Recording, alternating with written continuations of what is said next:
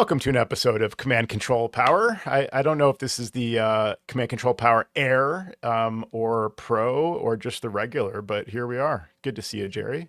Here we are. We're down one. We're down one. Down one, so I guess it's the regular, not the Pro. Yeah, he's off in a hotel J-Nuck somewhere. land, I think. hmm Yeah. Well, we don't want to date the show, Joe. Oh, true. Yeah. True. Well, how's it going for you, Jerry? I know you got some clients pulling their usual types of things lately. Is this a Patreon show before we go too far into that? It is not a Patreon show. It's Okay. for I'll the let World you Wide Web. censor, appropriately then. But yeah, hmm grouse away. What do you got for us? Well, for starters, I want to clear the air. I mentioned on a couple of shows earlier that we got our puppy. We got a new puppy finally Yeah. and I talked about, we had looked at puppy mills, like these Petcos and things like that. And we did not get a puppy from a puppy mill. Nice. And we had briefly talked about how expensive those are. Even, Yeah. something from Petco is like $3,000, $4,000. Yeah. It's crazy. It is. We got a rescue from Texas, Nice. a lot cheaper. Yeah. And it's some sort of a Jack Russell terrier mix. And it's a female. And she's maybe about 2 years old. And she's quite already acclimated to the home environment. She was sort Great. of house trained. So yeah, I think she's adapting well. So I think Has she met the bird yet? She has met the bird, but the bird, I threw out. The bird's in the hallway right now. You threw the bird out. Oh no! I did, because I listened to a most recent show, and I said, "Yeah, we got to get rid of it." Doesn't really fit your audio file sort of Yeah. demands, expectations. Yeah, understood.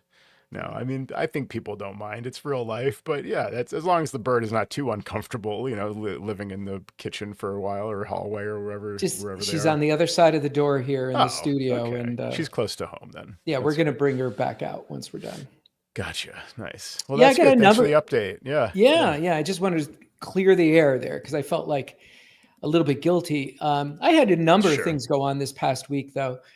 Most recently, I just came off the heels of going to a client, and I had maybe mentioned them once before where they had a Jamf Pro instance that I did not install myself. So I mentioned that, price point wise, it didn't really make any sense to move them over to Adigy. So I figured it was a good opportunity for me to learn the Jamf Pro interface. Yeah. So I had a simple request to take two phones that they already had in Apple Business Manager and to just reprovision them. So, basically wipe them and then just have them join the Jamf Pro instance. Sure.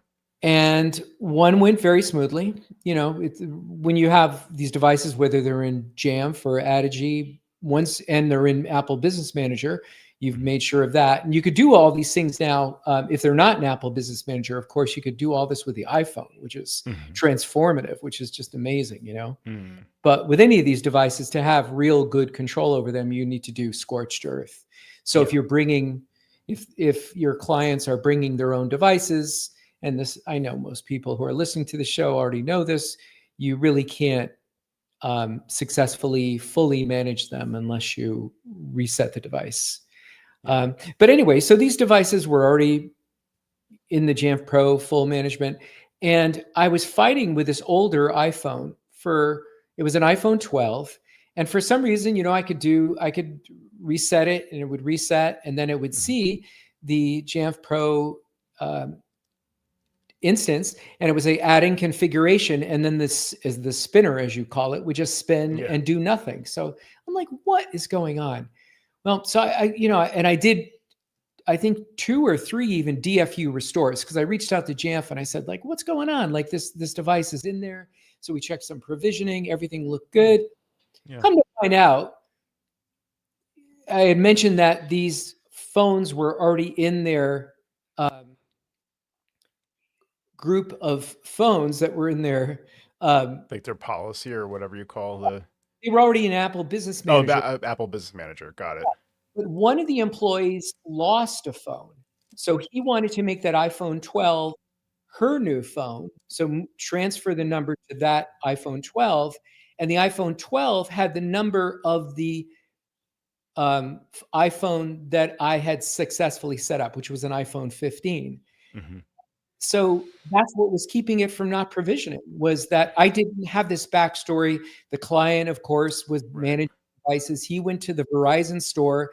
The Verizon technician, let's call him, I have other words for him at this point, did not ever transfer the new number to the iPhone 12. So Hmm. Jamf Pro was doing its job, and it pretty was not adding this phone because the phone was assigned a duplicate number that was already in the Jamf Pro instance. So it just Hmm. never was able to fully provision, I and see. it just took a while to discover this. And now, in hindsight, Sure. it makes sense.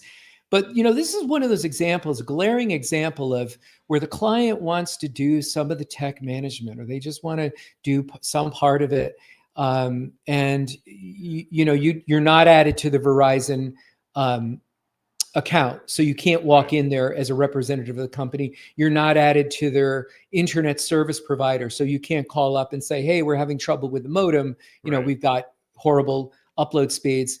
And they figure that, again, they're saving money because they're offloading some of the tech and they're personally handling it. But then they leave the store, Yeah. through no fault of his own. He knew what he wanted to do going in there, but he leaves and the Yeah. technician didn't successfully do it. But had I had the full backstory, Hmm. I would have known this right from the beginning, that Yeah. this phone was not displaying the right. So it just like annoyed the hell out of me. And I was there almost 3 hours, Yeah. and you can't charge them for 3 hours because they're a good client. Some people You know, would say you can, but I totally agree. I mean, it's not always this cut and dry decision when it's like, yeah, you were there for 3 hours, charge for your time. Some people would say that, but yeah, they're a good client. You don't want to lose them, and you want to show them some goodwill once in a while. right. And they're in our managed service plan, and they're probably the top, they're at the top tier. So they're paying the Hmm. most out of all my small portfolio of clients. And I say small because it's small. Yeah. We're not like HCS Technologies, are we, Joe? No, there it is. No, not on that scale. No, it's true. I was going to bring up HCS technology because you mentioned earlier about needing to erase the phone to get it supervised and re-added to the account with that level of management control. And I believe you're right that that's the case with like iOS, iPad OS, those types of Mhm. devices, tvOS, probably Vision OS. Um, Incidentally, I haven't managed any Vision OS. I'm curious if you have. I'm sure we would have probably heard about it on the show by now. But any colleagues out there, tell us about your experience managing Vision OS. But Mac, I believe, is the exception. So it used to be the case that to get the Mac enrolled in the same way, supervised in Apple Business Manager and in whatever your MDM platform is, you would need to erase the Mac, just like we're talking about with the phone. However, HCS has this article on their resources page on their site. It's a PDF basically that explains the process of how to add the Mac to Apple Business Manager or School Manager without the need to erase the Mac. So I wish we had Mr. Apple himself here to explain this to us. But yes, HCS with their with their scale, they also have encountered probably more of these issues and navigated it on our behalf. So that resource is out there for people to look at how to Right. do that with the Mac specifically, not the phone. And if you are adding a Mac, you can't do it with the phone. You have to use Apple Configurator on another Mac, correct? Maybe, or I think you can do it with the iPhone, like Apple Configurator on the iPhone Sure. to manage the Mac, right? Or yeah, on another Well, I don't device know if you essentially. can, because isn't like that little hover spot, the circumference, the Yeah, circle. I yeah. don't know if that presents itself on the Mac, because that's what you need. Good question. Yep. See again, if we had Mr. Apple here to answer these questions live, he would probably have a lot of those answers. But I take that back. yeah. Now thinking about it, somewhere in my recent history, I was able to do Hmm. it with an iPhone. So it's terrific. Yeah. Terrific tools we have at our disposal. Yeah, and these things have changed over time because that wasn't always the case. So it's important. But yeah, you also brought up the topic of when clients take matters into their own hands, and sometimes you're missing some of the information. And again, their approach is usually I'm saving time. Hmm. And so, yeah, in the short term, I mean, the concept of penny wise, pound foolish comes into mind where, yeah, maybe they're saving time and money in the short term, but sometimes they end up paying for it in the long term. I feel Right. like you have another example of that. Maybe you want to share how you responded to a client who wanted to do some of their own management. Yeah, that was just top of mind today that I actually sent you and Sam the response. So we have an attorney, and a couple of years ago we had him, or he was using some sort of an Apple fashion server back in the day, and he wanted to have a new um, repository for his data for his interoffice data. So we of course suggested Synology, and that's been running for him pretty flawlessly for the last 3.5 years. And I had told him, that there were other things that we could do.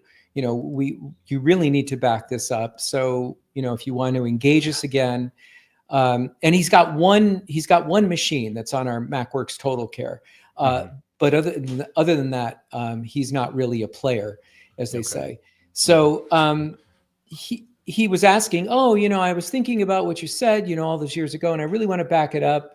And so I sent him I didn't even send him instructions. I just said, well, we'd be happy to do this for you. We could set it all up. We can configure a local backup. You buy 2 drives and you could do them in rotation. So you could take them off site, and we would do that with Hyper Backup. And then we'd set you up with some sort of a cloud instance like Backblaze, and that all that data can be encrypted.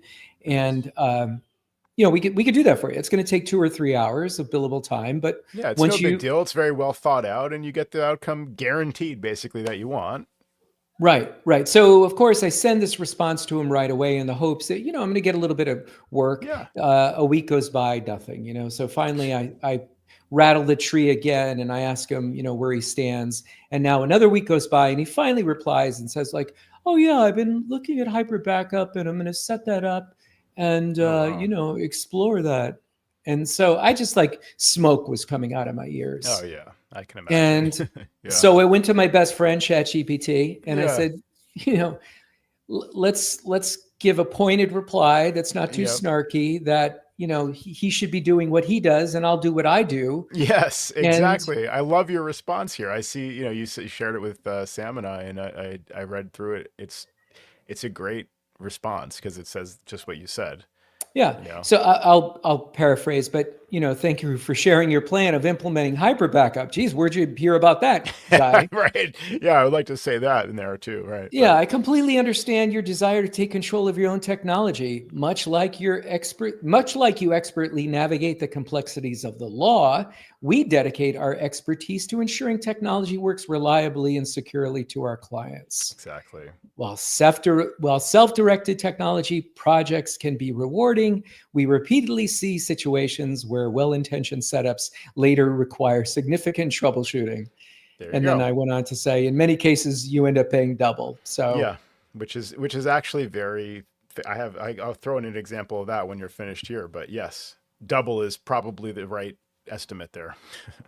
Yeah, I mean, time and time again, we see this where people are trying to save money. They're trying to self-solve, and they call up a number that they see in the screen that's Adobe, or they call up Hewlett Packard. This happened to me 2 successive times in the last couple of days where I had to bail out clients, and they gave them a remote control and showed them a lot of FUD in the console. Oh, you shared that with us too. That's always lovely. It's like showing processes that are just normal running on a Mac, and the client is like, look, did you know this was happening? And it's like, well, they say that to the client, and she paraphrased, but she said something like, the technician who connected to her computer remotely, that was nice, using Log Me In.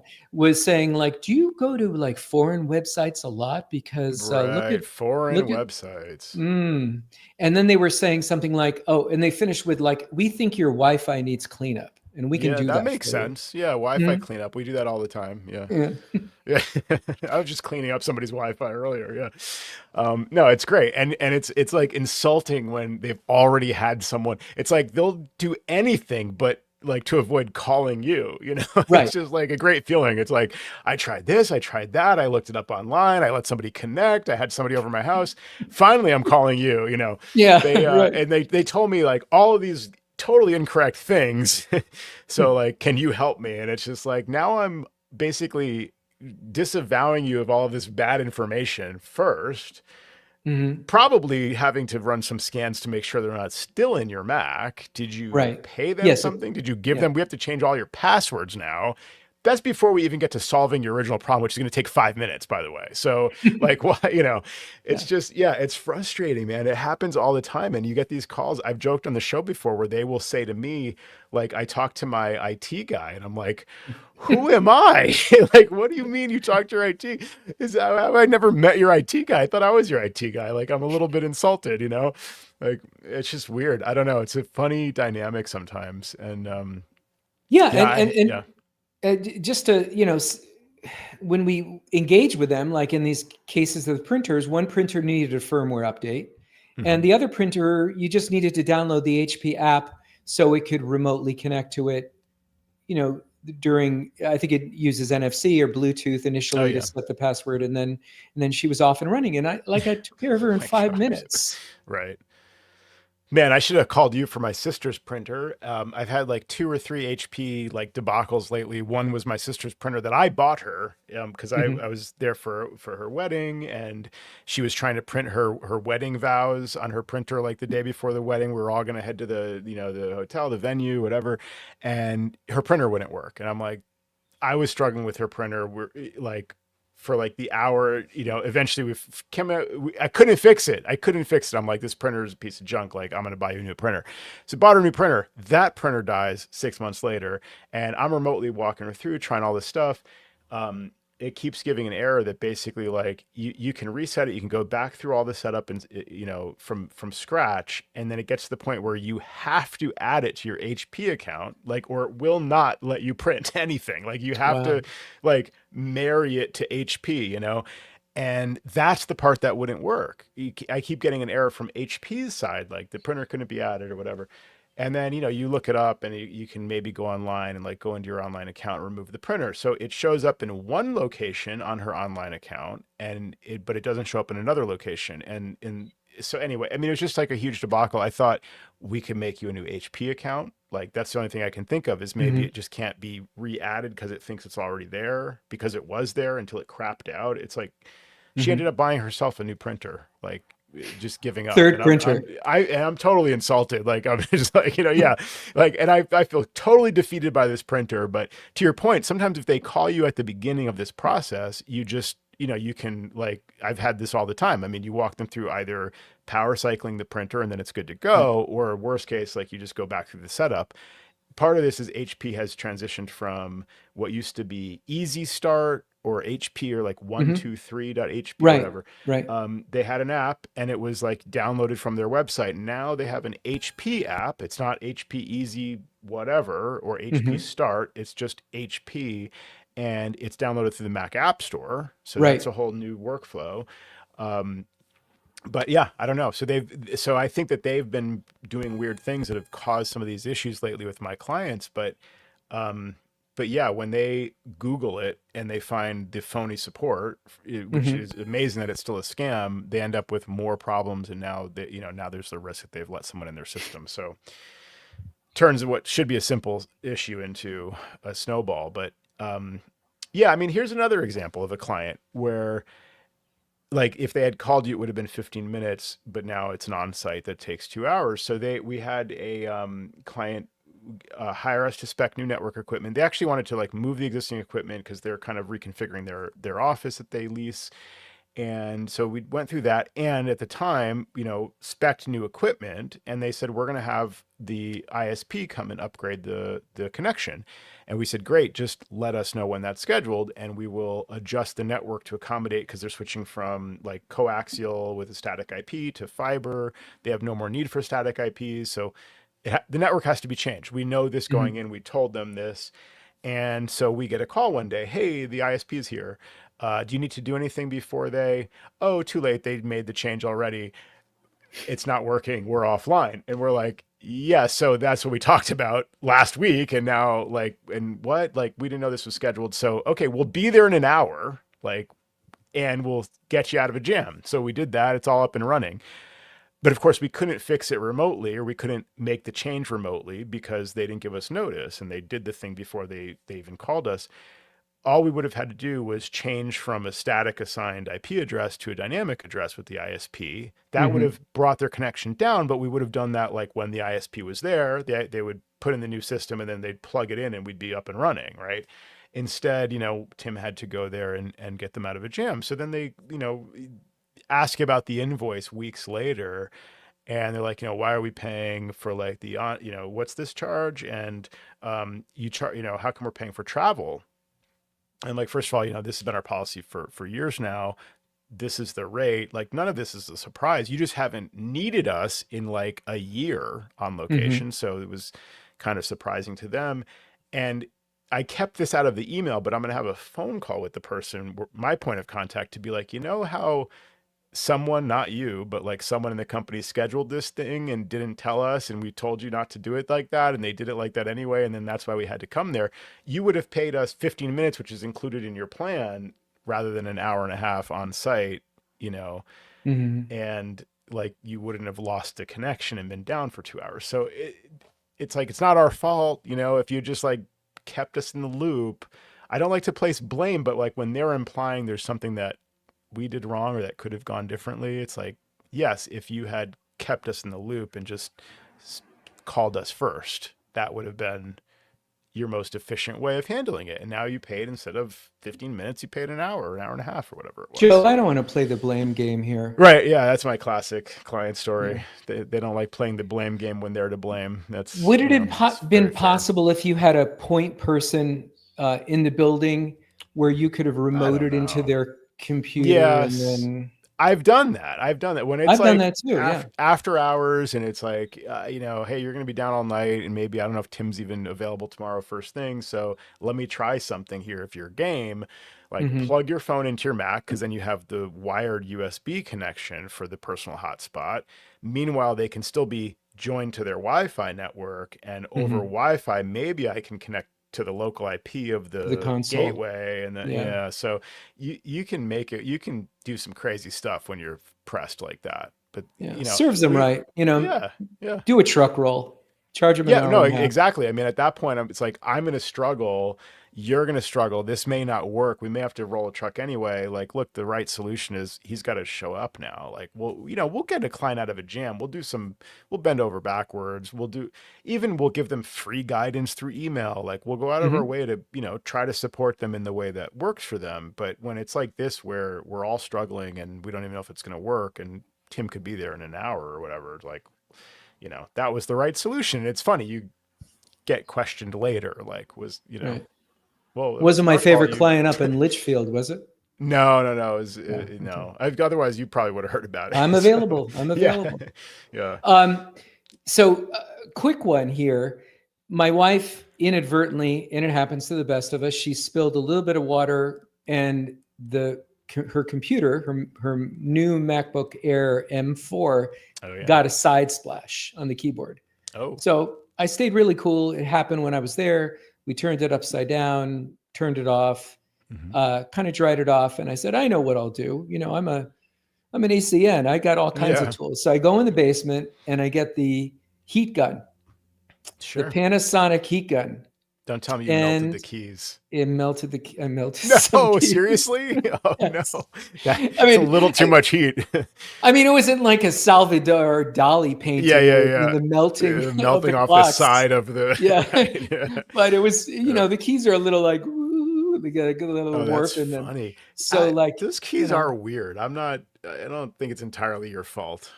Well, she said, if there's any bright spot here, lucky you didn't do this for a client. For a client, yeah, you learned that lesson. Yeah, it's going to cost me $300. But I told her, if there was anything that lit up underneath the keyboard just with a little bit of water, maybe when we went to trade it in a couple of years from now, we wouldn't get as much because they said water damage or something like that. That's true. So I don't know, but I'm out $300 now. So wow, for the keys or for the liquid spill or both? Well, a cracked screen, I guess, is only $100. But wait, you said cracked screen? Oh no, that's if you had a cracked screen. Yeah. Wait, do you have a cracked screen also? Did I miss something? No. Okay. I'm telling you that if you just had a cracked screen because you had a pencil stuck in there and you closed the lid and it cracked, I think they charge you $100. But if you do a liquid spill, it's a $300 charge. Okay, and that's with AppleCare Plus, obviously, on there. So plus AppleCare plus, right? Wow. So Yeah. you don't think the melted keys they're gonna like say what No, happened here? Okay. no, because I even told the rep, I said, Yeah. I Yeah. tried to dry it off and we melted some keys. Yeah. All the keys work. They're just a few warped on the right hand side of the keyboard. I hope you didn't tell him you're an Apple partner or No, Apple of course ACN not. or anything. Yeah, yeah. You No. don't want to, he's going to tell his buddies like, yeah, I had another call from the Apple partner network. Those partners of ours with their heat guns, they're out in full force again. Yeah. Um, no, So, I've so it's I've definitely thought about doing that. So that is a good fair warning for people. Like, it's it seems like the replaceable keys were a little bit more robust. oh Um, just yeah, by the when you used to be able to yeah. yeah But these, are really tender, so you gotta be really yeah. careful when Well, brazing your MacBook. you sure do. Well, Mm. the keys, I'm sure you've seen people with keys wear down, like they Right, physically wear down from right. use, which I always find surprising. I don't have that on my wireless keyboard, which is like a hand me down. Or no, I bought this one because it's got the Touch ID, Mhm. but it's like 2 or 3 years old or whatever, and I have no visible wear. But I've seen other people do, and like my wife had the MacBook Air that I now use for testing and all, and this has happened on like her last 2 or 3 MacBook Airs, where you can see the keys that where she rests her fingers, or uses most often or whatever, that the letters are literally worn away. Like, I'm like, what is like? Is it like certain people have like certain acidity or non or Yep, whatever, like that's where it can wear it down. Like, I'm just surprised that Apple can't make keys that don't like wear out like that and don't right. melt apparently from a heat That gun. is part of it, and it's also like potato chips, I think. Ashley's eating too many Oh, potato like chips. and then touching Color. the yeah. Wait, it could be in the food. That's a good point. Maybe it's maybe it's what's on her And for fingers, all you not. British Yeah, listeners, we're talking yeah. about crisps. Crisps. Yeah, exactly. Yeah, Crisps. that's a fun Yeah, word to say actually. yeah. Crisps. Yeah. Um. So So all what kinds of what else you got? yeah, Yeah. Go. all kinds of havoc in my life. It sounds like it, man. Yeah. And no. So Yeah. yeah, so another project that's in the works, and I still have not received that check that we've talked about in prior shows from I was Drive wondering about Savers the for drive the savers. $5,000 recovery. I've got another recovery now for an educational client where the head of school let a Drobo fester and rot on his Right. desk. He was warned 2.5 years ago. Yep. Bundled up the drives, send them off to Drive Savers, and it's about 9 terabytes, and we got a quote for around $11,400 with the discounts. Oof. And Wow. so, yeah, and and I prepped this client ahead of time. I said, look, we had this other client, and I redacted all the information and I sent it Sure. off to them to show them like this is what it cost, and this is only a fraction of the Yeah. amount of data that you have, and we're going to ask for an educational discount. And Drive Savers does give an extra 5%. So if you're a Okay. Drive Savers partner, you get 10% off. Hmm. Plus, they gave them an extra 5, and even with that, we were at 11,004. I always And wonder about that, though. Do you think they're quoting it with the understanding that they're going to be discounting the rate? Because they're just making up numbers anyway. When you say, I mean, it's not making up numbers, but I imagine there's some leeway there where it's not an exact cost like per terabyte or whatever. So I yeah, know well, I mean, they are giving you 10% off and 5 for the education, but right. they make Well, up the number anyway. So one of the things they said in the quote was that if we only are able to recover a partial amount of the data, we'll mhm. adjust our price accordingly. So I guess Okay. they look at it as like we're still doing the work. So we still have to Yeah. recover the work. We have to, because they start out by cloning every single drive. So in this case, they had to clone 5 drives that are Right. probably underperforming at this point because they're old drives, so that'll take a little while. It's True. not like somebody has to stand there and turn a crank while, the cloning crank. Right. Yeah. So a lot of it's automated, but they still had to put in the time. So, I mean, I don't know. Yeah, there's probably a Yeah. lot of padding there, but they probably have a lot of overhead. Well, I imagine, a lot of it is probably not automated because it's really a case by case thing. Like, where, I don't know, like, I mean, I imagine a trained technician needs to actually like listen to the drive and see the report of what's happening. And, is that drive malfunctioning? Well, great, cut power, and then like you have to do a data recovery process on that one drive, and then Mhm. clone it or whatever. And then so eventually like to get to X number of, usable drives to then rebuild the RAID, because that's a whole other level of, and maybe that part's automated. Like if it says, Right.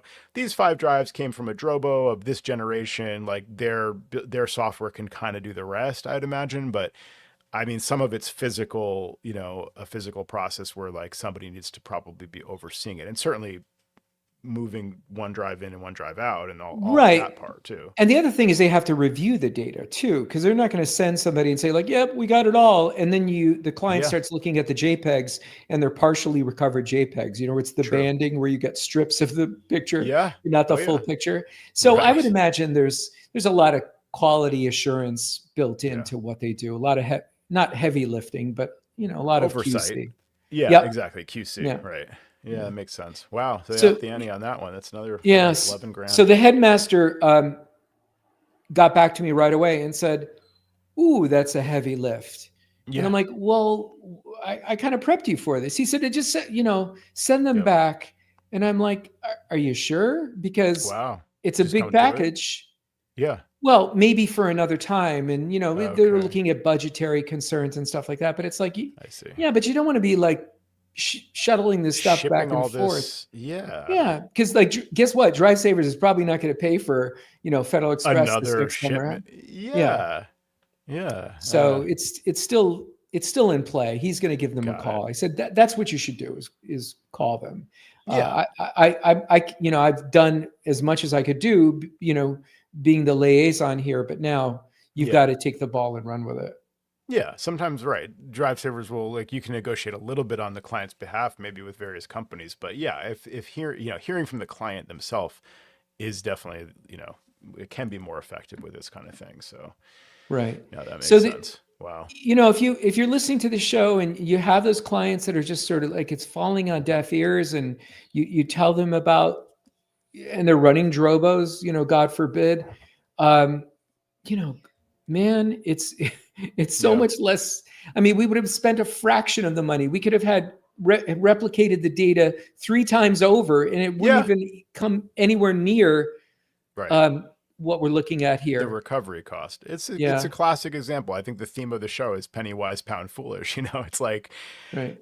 oh, I can't see spending that money. Okay, but like there's a risk. And then later you end up having to spend 10 times that money. And at that point, you don't have the choice. So, it's a tough lesson. I don't know. People sometimes need to experience that visceral, you know, pang of data loss before they will understand like why to part with this money that seems like it's just for a little bit extra that they don't really need, i.e. backup, Right. but they do need it. So it's a tough one. It's this And classic example. right, and even if and that's assuming for a moment that the data is recoverable. How many Yeah. times have we've had people where it's like, no, like Drive Savers has taken apart the drive and it's all it is shrapnel inside, Oof. Yeah, shavings, metal exactly. shavings. Right. Um, so Yep. I don't know. No, it's a rough one. So the other big event that happened over the weekend was I maintain a newsletter, which I do once a month because Oh, for your sponsor of the clients show. or yeah, go ahead. Yeah, the Tidbits Hmm. newsletter, right? Tidbits Tidbits Content Network. Yep. Content Network provides you monthly content that you could post anywhere. You could post it on social media.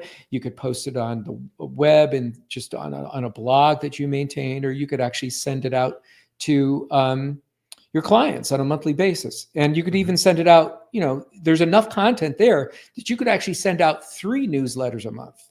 Right. Um, I try not to do that. I try not to rattle the cage for too long, because sometimes clients get annoyed and then they just unsubscribe, and you're just shooting yourself in the foot. Do you ever hear back from people? That's what I was wondering. Like, besides the like, passive. I mean, it's not this, but like passive aggressive unsubscribes that you're gonna get. Like, do you ever Mhm. get somebody actually replying and being like, "Take me off your list," and like grumble kind of thing? I've had that No, once or no. twice, and that always hurts a little because I'm like, I send like maybe 2 of these per year. So it's Mhm. really infrequent. It's not a burden for anybody. And it's usually not marketing. It's like informational and then maybe a little marketing. But so it's funny to me when they respond like with prejudice, like never contact me again kind of, and that rarely happens, but more so, Yeah. you're right. You'll get people unsubscribing if you generate too much noise. So Yeah. And some just unsubscribe because they don't even look at it and they don't even know it's no. you, Yeah. So it's frustrating. But with this most recent tale, I kind of set myself up to possibly getting that, because as you accumulate your mail list, there's people who you might visit on a regular basis, and they, for whatever reason, like you said, just has chosen to unsubscribe. They don't want to get it. So once you've done that, a service like MailChimp can keep track of that for you, right? Right. So that which is you really don't. important. So that like you're not going to send them a message again, and then they can like really be annoyed with you. Right, because if you try to re-add it, you get a message saying, no, you've already taken this person off, or this person has declined to be the recipient. So I use MailChimp. I was using the free account, and I've been using it and sending regular content out on a monthly basis as early as 2018. And I believe that's basically the same time that you and I may have signed up to the Tidbits Content Network. So it's something that pays for itself. We always talk about this, like, well, it's an extra charge every month, but what isn't an extra charge? And if it re-reminds, my wife tells me there's no such word as re-remind. So I have to correct myself. Okay. Yes, there's no such word, Joe. Okay. Yeah. So if I remind myself, or if I remind my client, to that I'm still here and this is what we do. Because sometimes, if you haven't heard from a client in a while, they'll reach out to you. Of course, maybe this doesn't happen to you because you're not quite as long in the tooth as I am, but they'll go, are you still doing that Mac stuff? Oh no, I get that too. Yeah, oh, okay. Totally. I don't feel as bad. Well, you got a little gray in your beard. Yeah, now, I got the gray. I got enough gray where they're like, "Are you still kicking?" Yeah, are you still alive? Yeah, you're still alive. Right? So always nice to hear. I'm like, what percent? Did you like? What percent of you would have guessed that I was dead? Did you? It was like 10% chance. Like, I just want to know the number. Like, how do you perceive me? Anyway, go on. Yeah. And I'm cheap. I don't like to spend money for a lot of things, but there's value in staying in touch with your clients. And that's why the Tidbits Content Network works for me. I know it works for you. It works for Sam. And we all use it in different ways. You post a lot of content on your website, or you generate social media posts. Anyway, so I also maintain, there's like an app on your iPhone, where you can look at your MailChimp opens and stuff like that. And then how many people, how many clicks. All right, I'm dragging this out. All right, so let's go right to the chase. So I would get these notifications once in a while on my phone, like, you've added 30 new clients to your mailing list. And I'm like, well, that's really weird. That sounds really high. But I'm thinking like 30? Yeah. Huh. It might have been 19. I don't know. So, and I'm thinking like, well, that's a bug. I mean, that's way too many. If I had 2 in a year, somebody independently signs up, and they can go on to the blog if they stumble on it from my website. And they can automatically sign up. That's what I was wondering. That makes sense. Yeah, you'll get a few from that. Yeah. In a blue moon. Anyway, so I had roughly, my nucleus of the mailing list was roughly around 457 people since 2018 and even earlier, right? So that was okay, right? And and I get the notification again, the next month later, you've added 19 people. Blah, blah, blah. So what was the prelude to this, or what triggered me diving deep into MailChimp this past weekend, was the fact that I was using some sort of a template from a company called Stamp Ready. And they're still in business because with MailChimp, you can customize your own templates. And whatever I found with the free plan wasn't working for me. So I stumbled on a site and I got some HTML code, and I was able to generate what I thought was a suitable 3 news items newsletter with a banner and the name of my company and some links and stuff like that. And I had been pulling these images, which were stored on Stamp Ready. And somehow I stumbled on looking at my monthly newsletter, and a lot of these images were not loading in, like an image of like tech support or an image of Oh, Facebook or Twitter. yeah. Just the social icons weren't loading in. And so I start to dive a little bit deeper, and I'm seeing like, and I went into the code and I started to try to load some of those individual items in the browser, and they wouldn't load. So Stamp Ready just like pulled the plug on whatever archive I was tapping into. And Wow. ironically, I was able to find this pretty early on. So it's like, it Yeah. looks like it just happened. But the interesting thing is, just as a sidebar to this, is all your earlier newsletters will load with the broken JPEGs now, or broken PNGs, Right. because Sure. they're no longer hosted at the site you were referencing. Makes Okay, sense. so I'm like, okay, I gotta kind of like tweak my thing, and I'm like, oh man. And I knew this day was coming because I had been using it since 2018, and I knew there would be a day of reckoning where I would have to retweak this whole thing. And for some reason, it took me a long time to do. It didn't take me a long time to fix. And I was able to take an image of the new iPhone 17 and the pumpkin orange, cosmic orange, and put that as my new banner. And I found some nice colorful images for like tech support and tech monitoring, or whatever those images I used, found some icons. I've self-hosted them like in a subfolder on the MacWorks website. So I got all that working. I removed all the references to Stamp Ready, which I should have done anyway, because a lot of them were HTTP and not HTTPS. That could be why some of them broke, maybe. I wonder. Yeah. No, because I tried loading them in as an HTTPS. I thought of that, of course. So here's where the bad part happens. So there's a bad part. Okay, that's already a lot of work, but yeah, go ahead. So I'm looking at my audience, and my audience is near 1,000 people. So all those messages that I was getting for months and months and months was legitimate, or legitimate notifications. And my audience, half of it, 500 contacts, roughly speaking, 550 contacts, were all BS email, BS prefix at gmail.com, garbage characters at gmail.com, hundreds and hundreds and hundreds. Okay. So no problem. I'll just go in there and I'll do a mass delete. So I said, show me 100 contacts a page. I select them. I hit delete. I refresh again. Do it. So this is like sorted by new or something. So like these are like the most recent ones coming in. Yeah. Chronologically. Got and it. As soon as I get to the very last page, like the 550th page, I see some of my historical contacts showing up. So I individually check them off on that last page, and I hit delete.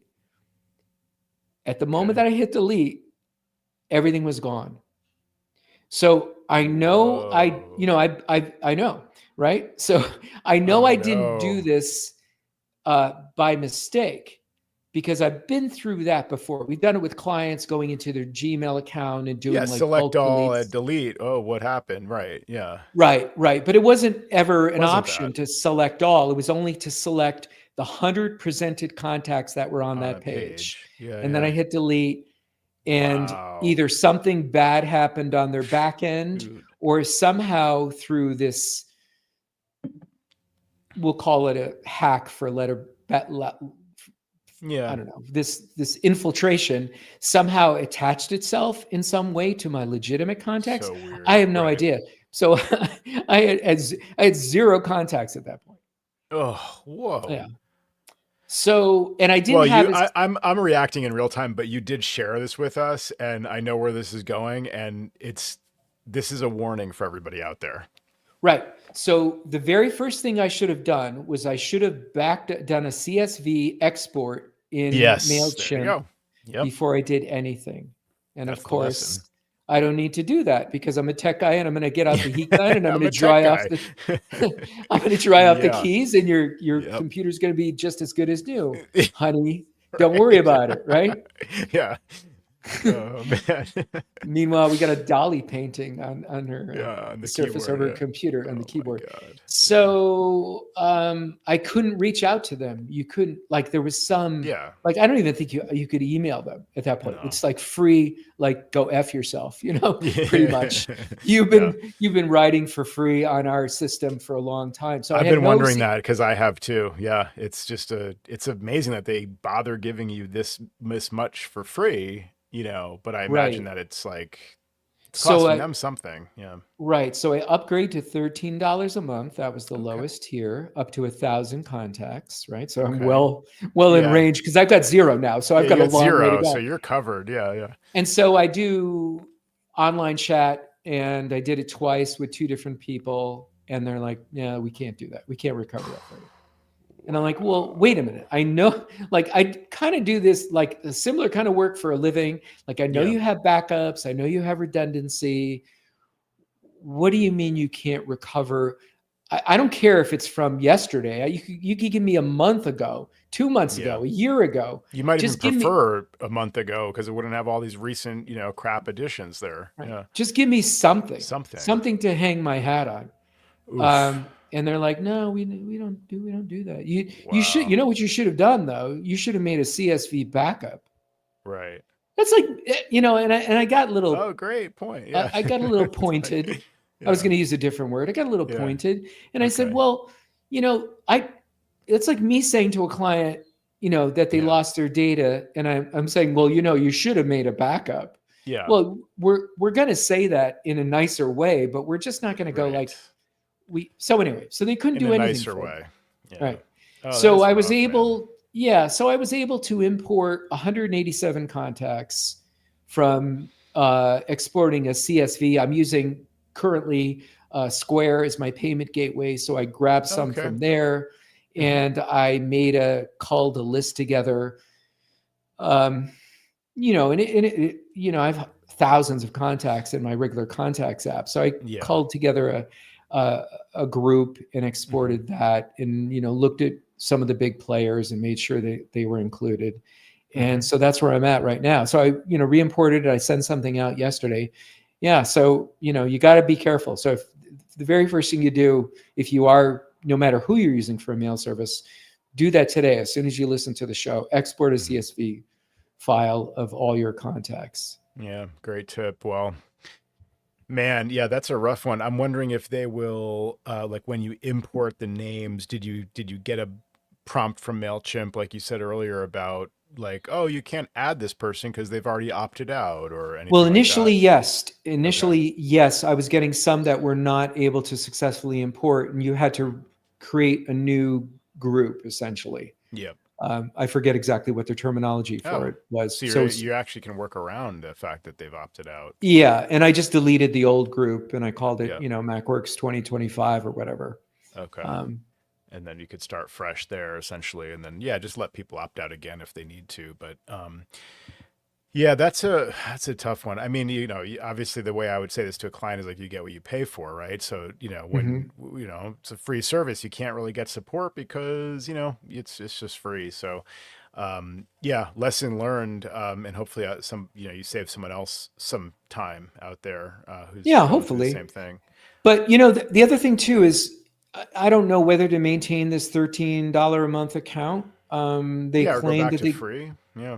will go back to free, but then they were saying something low. If you go back to free, they're not letting you choose your time for your campaign, Yeah, and that I was saw that. Yeah. always a feature that I did have. No. And so Oh, yeah. No, I thought it was that you can't choose.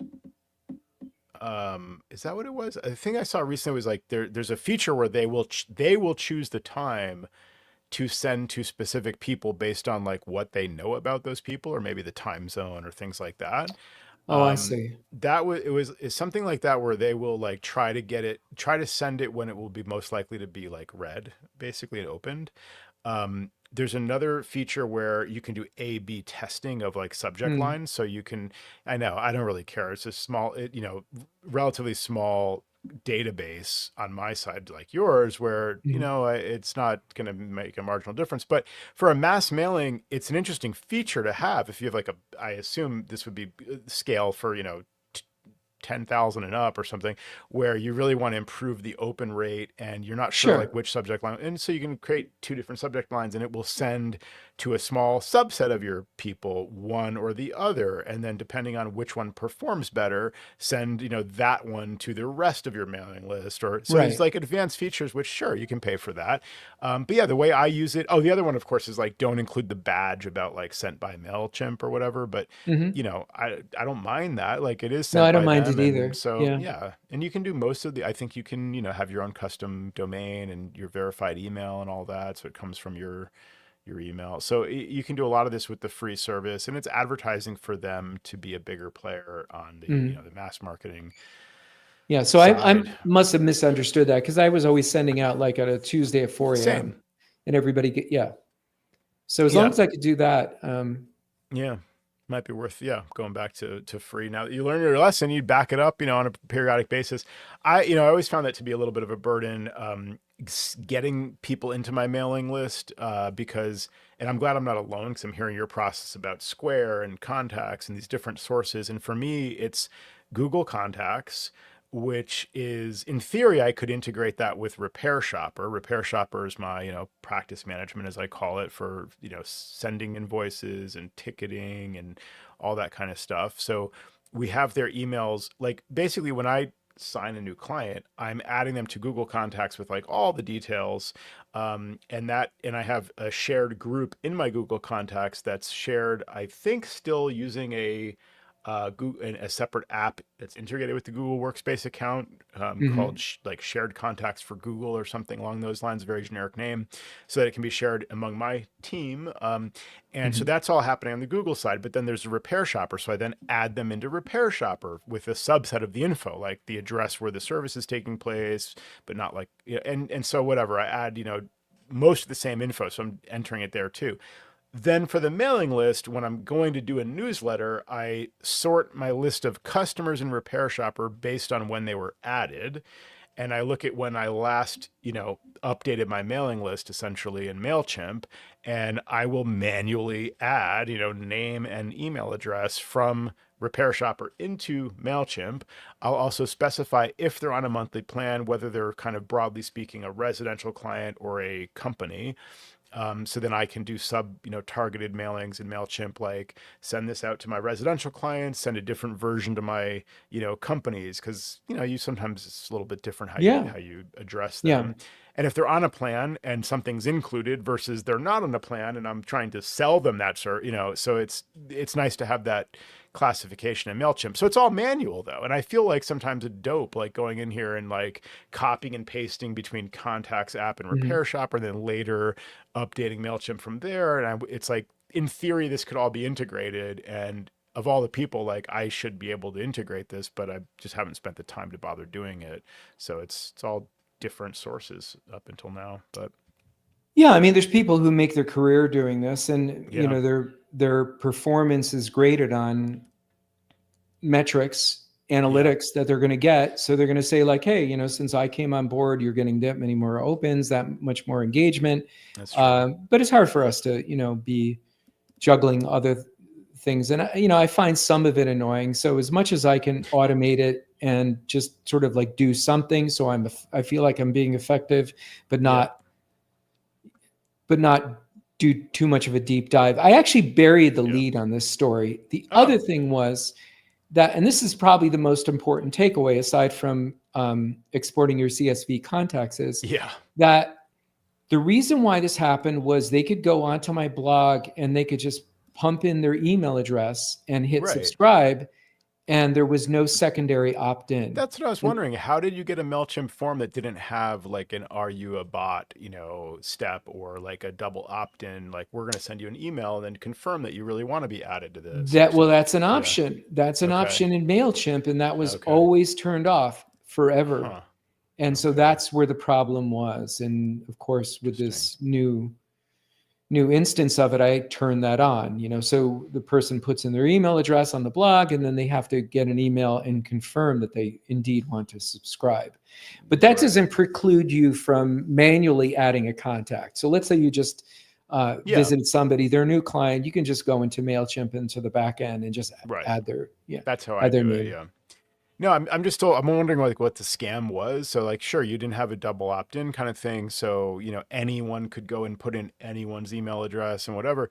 And I've assumed I've seen those forms abused when clients get inundated with I don't know what you want to call it, but like a signal to noise kind of attack where like the hacker has access to the client's maybe not their email, but gets into or is going to try to get into one of their high value accounts other than email. And the hacker knows that the client is going to get an email from this company like, hey, you've changed your PayPal password or something. It's like the Hmm. client is going to see that and flag that and be like, what the heck's going on? Let me log in and fix this. Or, if this wasn't you, click here. Like they're going to click there and Right. undo that process. So the hacker wants to cover their tracks in advance by generating a lot of noise. And so they have a list of all of these different websites that have forms that allow someone to be signed up for like an email newsletter or like basically an email newsletter is the most common one, where they know that the customer will get the email about having been signed up for this newsletter and times 1,000 right per hour or something like that. There's no hope that this person is going to notice the email from PayPal because they're just going to be like, oh, I'm being spammed. Hmm. Hmm. That's annoying. Like they don't understand that this is actually like a serious thing because there's that spam, so to speak, is covering the tracks of the hacker that's actually, you know, so it's almost and it can in fact be like considered a distributed denial of service attack. Like you can't use your email because you're getting inundated with a bunch of email. So Hmm. maybe your form is being used for that. But if it's a bunch of like crazy, like looks like throwaway Gmail addresses, like what's the scam? Right. What's the grift? Yeah. So I still don't really understand why that all even happened in the first place. Who But knows? yeah, it's a weird one. Those Well, darn I kids. It's those kids on the there you go. internet. That's pretty much what it's got to be. Yeah. Yeah. Well, I have just to tease this for probably a future Patreon show because it's talking a little bit more about marketing of our services and some of the behind the scenes administrative stuff that we go through. But I have a hooray for Jerry's story. And the tease here is that you talked recently about using Canva. You mentioned Canva. I think you mentioned it again Ooh, today. yeah. And you've used that to, create your marketing for your monthly service plan. And you shared that with me and Sam, and you talked about it on the show.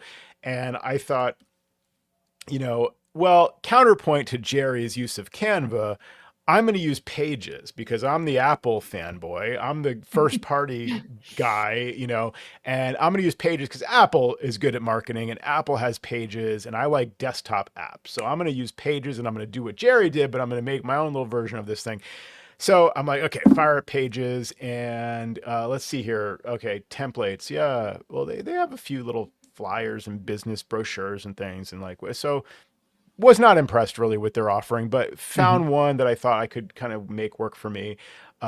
And so I opened it up. I spent some time in there, and it just looked bad. It just looked like a rinky-dink thing that like a guy like me made. It's just like it looked like I made it myself. You know what I mean? It just did not look professional. So I had originally noted this topic down as like counterpoint to Jerry's use of Canva. I did it with Pages, right? So I start doing, and then like actually like erase, erase, erase. Jerry was right all along. Canva is the way to go. So I'll talk more about how I pivoted back to your playbook of use Canva and use ChatGPT, make your image. I was really impressed with ChatGPT's image generation this time around. It Oh, seems to good. be really good at like, I want an image that looks basically like, how would I describe this if I wanted someone to literally go like stage a photo shoot for this thing? Like Hmm. ChatGPT does it in 5 seconds, and it was a very professional image. I was impressed that it also had continuity. Like I had it generate one image with like a group of four, and then I had it generate another image with like, again, as I described it, like an Apple consultant giving service to like a one person remotely. The Apple consultant looks the same in both. Like Oh, I'm wow. like, how did you know to do that? I didn't even ask it to be consistent, but it was consistent about the That's appearance of great. this like service provider. It was really impressive, Well, and I'll talk more ChatGPT again in learned, yeah, yeah, they learned a good. lot from working with me on my Probably, flight. Yeah. probably. Yeah, and I find it really interesting that it knows, like it knows, I forget what it knows about me. So I'll go in and I'll start a new thread and a new topic, whatever. And like I actually also used it in the course of creating this flyer. I had it help me with some of the marketing in general for my plans. And so I'm talking to it about my marketing. And I at first left out the actual name of my plan and I called it Hmm. like company co plan, whatever. Cause I'm like, I don't know, I don't want to give it all this info. And I don't know why I did that. I just was like, let me make this more generic, right? And just have it give me some advice about this. But it's like it basically, it didn't tell me this, but it's like I know what you're talking about. Like you're talking about your plan. It's called Cymac Prime, right? Like, and it just like gave me information that was relevant to like my naming convention and my existing marketing and style. It's actually kind of amazing what it knows about you that you forget that it knows. Did it say, "Come on, Joe? What are Yeah, you yeah. doing Who do you here?" think you're talking to here? Yeah. It's like I know more than you'll ever know about yourself, even, you know. Yeah, it was a really interesting process, but it was very effective. And this is again more Patreon stuff, but it helped me generate a terms of service that I've been wanting to Oh do wow. for like Okay. years and hesitating because I'm like, I gotta hire a lawyer. I need to like kind of hash this out with somebody and figure out what it is it that I want, you know, what kind of liabilities do I want to be protected by. It's just like put stuff in there that like I know is important, but I didn't even know to ask. And and you know, it wasn't exactly right from the, I had to tweak it and stuff, which of course, Hmm. but like a great starting point. And it's amazing. It's able to like, you know, if I wanted to be like 10 pages long and a bunch of legalese, it could have done that. It Hmm. kind of knew that I wanted it to be like, I wanted it to cover me, but not box me in. I wanted it to not sound too much legalese, but still be effective. Like it just knew all that. I didn't have to describe what I was looking for. So it was, That's great. I'm really impressed. But it, again, it all was inspired by your process that you shared on the show about Canva and ChatGPT. So I lead by hooray for example, Jerry. Joe. Yeah. That's what I do. I lead by example. Yeah. There's, you know, with ChatGPT is very effective. You put a heat gun in your hand, now you got problems. So Right. yeah, it's Yeah. like, yeah. But again, you're led by example. Now we can all learn that example of like, be careful. I mean, I guess, you know, be careful with those heat guns and keyboards. Right. I break things so you don't have to. Yeah, no, literally, that's really, that's, I'm sure there's people you're saving a lot of money out there. So Yeah. good stuff, man. And yeah, lots more to talk about on a future recording, both on Patreon and otherwise. And if you wonder about this, what's this Patreon thing we're talking about? It's more of this full length shows that we talk about more in depth behind the scenes topics like marketing our services, like pricing our services, like managing employees, like managing clients. So you've heard the spiel, the pre-recorded thing, but you know, there's a lot more content there. So if you want more content, there's a lot more out there on Patreon. So go to commandcontrolpower.com and click on support. You can follow us on Patreon and you'll get immediate access to the entire back catalog on Patreon, and new patron only shows appear in your podcast feed from that point forward. So we invite you to join us on there. It's a small monthly fee to get access to that extra content. And we'd really welcome your support. And thank you all for listening to Command Control Power and for supporting us. Really appreciate it. Yeah, thank you. See you soon.